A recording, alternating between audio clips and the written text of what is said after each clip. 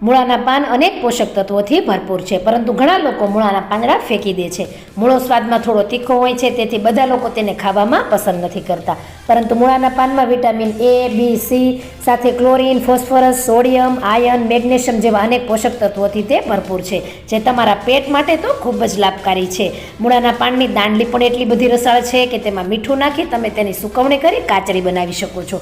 મેં મારી ચેનલમાં ગુવારની કાચરી, કોઠીંબાની કાચરી અપલોડ કરેલી છે, જે દાળ ભાત અને ખીચડી સાથે ખૂબ જ સરસ લાગે છે. આજે જે રેસીપી બનાવી છે ને તે દાંડલી અને પાંદડા સાથે બનાવીશું. મૂળો લાલ કલરનો પણ આવે છે, તે સલાડમાં ખૂબ જ સારો એવો ટેસ્ટ આપે છે.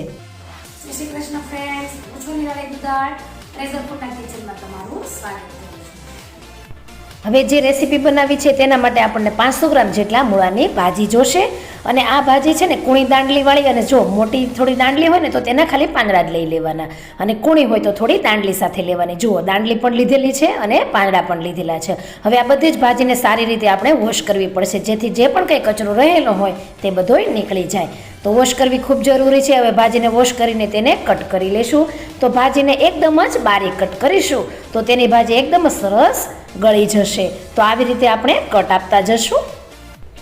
જેમને બવાસીરનો રોગ છે ને તેમને મૂળાનું સેવન અવશ્ય કરવું જોઈએ, તો તેમાં જરૂરથી રાહત મળે છે.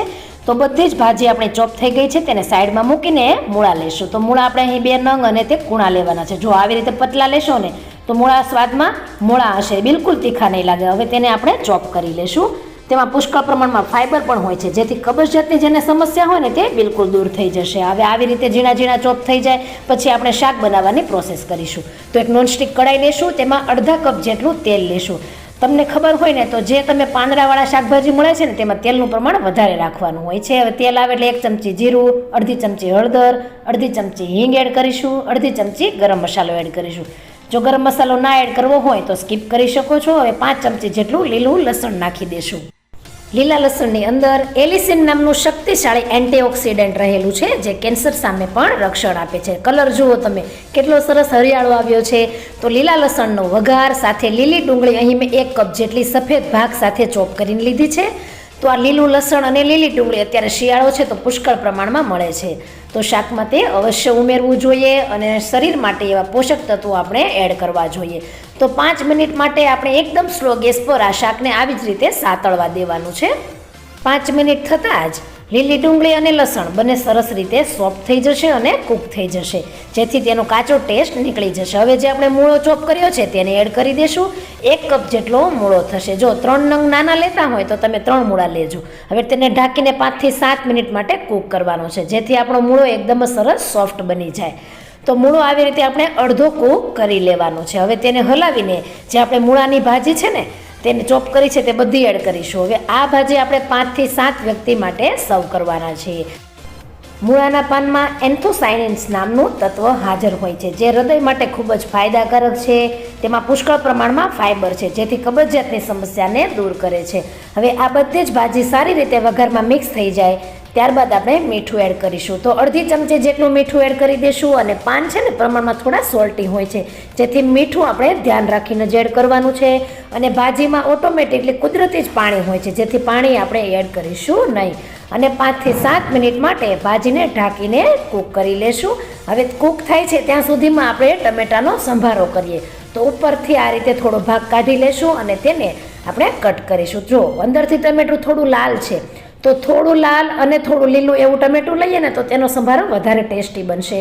અને થોડી જાડી હોય એવી આપણે તેની ચીરું કટ કરવાની છે. અને આ બધી ચીરું થઈ જાય એટલે આપણે એક એલ્યુમિનિયમની મેં લોખંડની તવીમાં તેને શેકી લીધી છે. જુઓ, વગર તેલે તેને પહેલાં તો શેકી લેશું.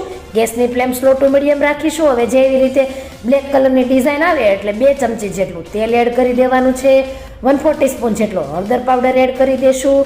1/4 ટીસ્પૂન જેટલી હિંગ અને ગરમ મસાલો એડ કરી દઈશું, જેનાથી ટેસ્ટ ખૂબ જ સરસ આવશે.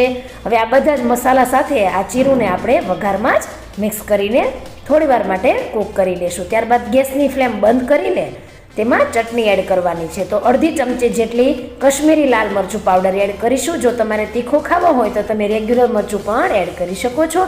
ખાસ ધ્યાન રાખવાનું એ કે ગેસની ફ્લેમ બંધ કરી જ મરચું પાવડર એડ કરવાનું. હવે અડધી ચમચી જેટલું મીઠું એડ કરી તેને મિક્સ કરી અહીં આપણે 1 ચમચી જેટલી કસૂરી મેથી હાથેથી મસળીને એડ કરીશું. હવે આ મેથી પણ કેવી રીતે ઘરે બનાવવી તેની રેસીપી અપલોડ કરેલી છે, તો એ મારી ચેનલમાં હું ડિસ્ક્રિપ્શનમાં લિંક મૂકી દઈશ, તમે ત્યાં ચેક કરી લેજો. હવે આપણે અહીં છે ને ઘણીવાર ટમેટાની ઉપર આપણી સૂકી મેથીની પણ પાવડર એડ કરીએ છીએ, પરંતુ જો આવી રીતે તમે લીલોતરી આ મેથીનો ઉપયોગ કરો ને તો સ્વાદ અને ટેસ્ટ બંને સરસ આવશે. તમે લુક જોઈ શકો છો. હવે સંભારો થઈ ગયો છે, સાથે આપણી ભાજી પણ કૂક થવા આવી છે, તો તમે જોઈ શકો છો કે ભાજી કૂક થઈ ગઈ છે. હવે છે ને ભાજીને આપણે વધારે ટેસ્ટી બનાવવા શું કરશું ખબર છે તમને? ખાટી મીઠી બનાવવા માટે 3 ચમચી જેટલું હું ખાટું દહીં એડ કરીશ, જેનાથી ખૂબ જ સરસ ટેસ્ટ આવશે. હવે તેને પણ આપણે મિક્સ કરી લેવાની છે. અત્યારે બધાને જટિલ સમસ્યા કઈ છે? વાળ ખરવાની. તો લેડીઝોને ખાસ કરીને તમે આ ભાજીનું સેવન કરજો.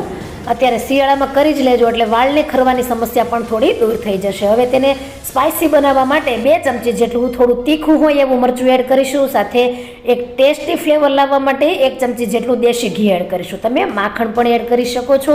હવે અડધા કપ જેટલું પાણી એડ કરવાનું છે અને બધું જ મિક્સ કરી લેવાનું છે. લીલોતરી ભાજી તમે બનાવો ને ત્યારે તમે તીખાનું પ્રમાણ વધારે રાખજો. જુઓ, ભાજીનો ટેસ્ટ ખૂબ જ સરસ આવશે.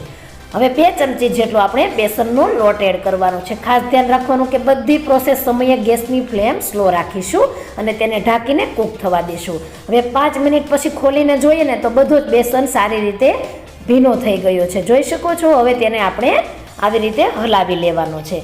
તો ભાજી આપણે કૂક થઈ ગઈ છે અને લુક જુઓ તમે, જોતાં જ ખાવાનું મન થઈ ગયું. અને એટલી બધી હેલ્ધી સબ્જી છે કે આપણે કેમ ન ખાઈએ.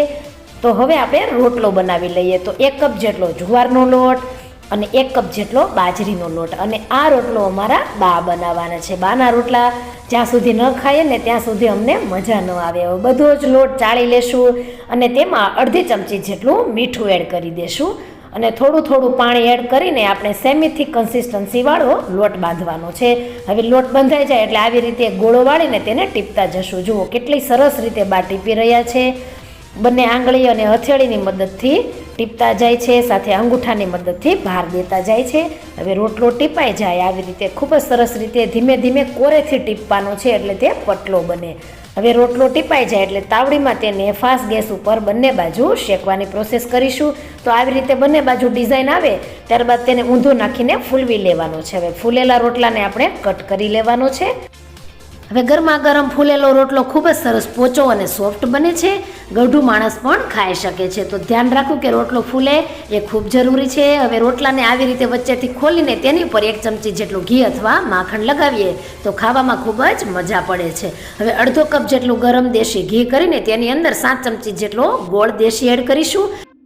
તો અહીં એકદમ જ દેશી કાઠિયાવાડી થાળી રેડી છે. તો ગરમા ગરમ રોટલો પીરસીશું, સાથે એકદમ જ પોષક તત્વોથી ભરપૂર એવી મૂળાના પાંદડા અને ભાજીવાળું શાક મૂકીશું અને આપણા ટમેટાનો સંભારો તો મૂકી જ છું, જેથી ખાવાની ખૂબ મજા આવે. સાથે ગરમા ગરમ દેશી ઘી, ગોળ, લીલા કાંદા અને મસાલાવાળી છાશ મૂકી દેશું, જેથી ખાવા પીવાની મોજ પડી જાય. તો અહીં છે ને આ મસાલા ઉપર મેં છાશનો મસાલો મારા ચેનલમાં અપલોડ કર્યો છે. એ જરૂરથી તમે અત્યારે શિયાળો છે તો ફુદીનો ભરપૂર મળે છે, તો બનાવી લેજો. ખૂબ જ સરસ આ મસાલો બને છે. તો એ મસાલો મેં સ્પ્રિંકલ કર્યો છે, ઉપર લીલા ધાણા મૂક્યા છે.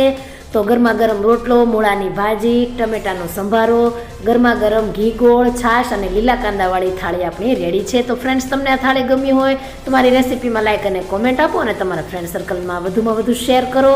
તો આવજો, ફરી મળીશું આવી એક નવી રેસીપી સાથે. Thank you for watching.